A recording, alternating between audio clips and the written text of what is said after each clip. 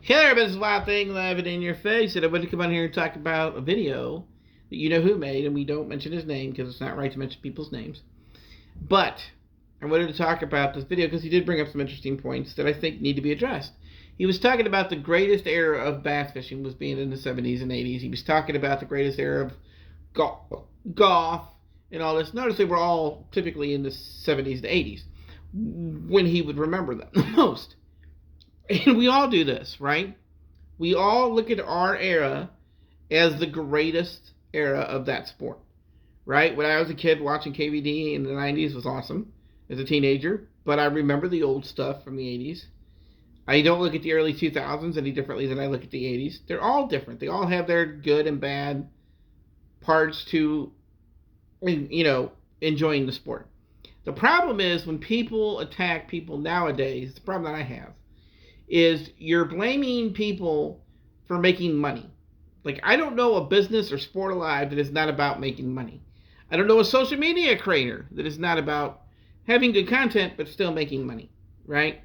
So I don't think that when you throw stones, his problem is he'll throw stones and then he'll be upset when the podcasters or the social media creators or anybody else rebuttals him, even if it's in a professional way. Now, I don't agree with, attacking him on a personal level, but I do agree that why I think there needs to be changes in the sport with live scope and things like that, that you can be more positive about it and not make it sound like the detriment that it is. Because if you continue to attack people for using something, they are going to continue to want to use it, right?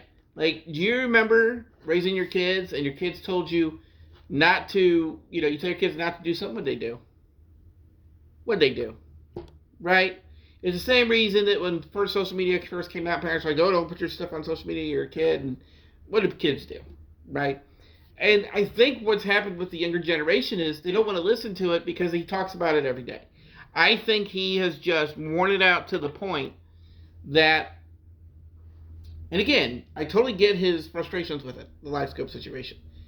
But I do think that he's worn it out to a point where people are just like, I don't want to hear about this anymore. I get it. Those 80s and 90s Bassmaster were totally different than what they are today. Totally different. The professionals were well-knowledged. And the guys there are just as talented, and if not more in some cases, because they have the live scope and they can do it the old school way. But I do think he's having a hard time with the fact that other people are knowing stuff that he knows. And I don't know, I don't want to say it's a jealousy thing. I think as you get older, and I went through this when I was a retail manager for 20 years, and a professional video gamer.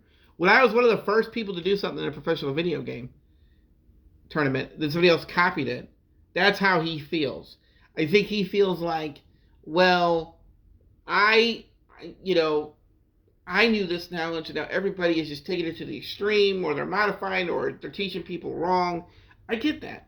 But he also has to realize that we live in a free country. And people have the right to debate or disagree with you. And I think when he comes off, he doesn't realize the effect he's getting people to not listen to his videos. And again, I get why he's doing it. As somebody who used to fish local tournaments and stuff, I get why he's doing it. But I also understand why there's a backlash against him. Because if I'm a podcaster and I go, I want to talk bass fishing in a positive way, and I got to listen to this guy every day, you can understand why there's a clash, right? And I think this is something in social media that is really prevalent in 2025. I've talked about that before. And I've talked about it not because I think that it needs to be addressed, people don't realize it, but now social media has far and above. People like drama, and people want views, and they're so desperate to get views, they will do things like this to get views. I do believe, by the way, that he is not one of those people. I do believe he cares. I do believe he is sincere in what he says. I've watched him as a kid. I do believe he knows what he's talking about. I've never questioned that. He's a very talented angler, everything else. I just get upset with the way he goes about it. I don't think he should put beds and roses on it when he talks about something like this. I just don't think he has to post it every single day.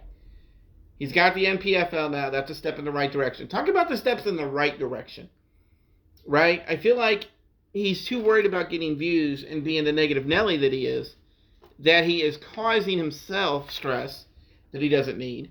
and he's causing other people stress that he doesn't realize, right? So I just would recommend to him, because he put out a video the other day where he's like, I want to do the tip videos, but nobody watches them. So this is my recommendation to you, Randy. I agree that LifeScope is a problem.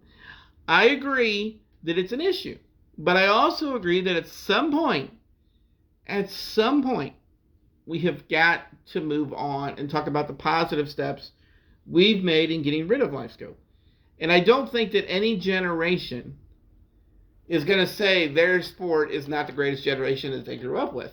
Because, of course, that's their memories. That's what they remember. So I know this video's been long enough. I just wanted to put this out there. As always, this is Wild Thing Live, and out your face.